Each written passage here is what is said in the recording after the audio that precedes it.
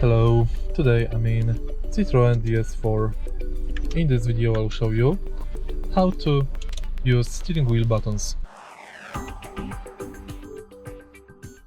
In the beginning, take a look at the left side of the steering wheel. Right here we've got the panel thanks to which we can activate cruise control and speed limiter. Also thanks to these buttons we can manage them. Below we've got the panel thanks to which we can blank the screen.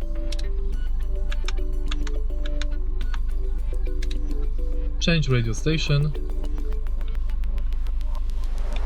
and this is the favorite button.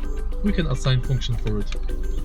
Here we've got the horn, and on the right side we've got the volume of the station, mute and source button, again button thanks to which we can adjust station manually, and here we've got the button thanks to which we can go to radio station list.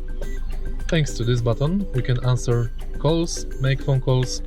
Thanks to this button we can escape current menu, and thanks to this button we can navigate through the menu. And that's basically it. If you find this video helpful, please like, comment and subscribe.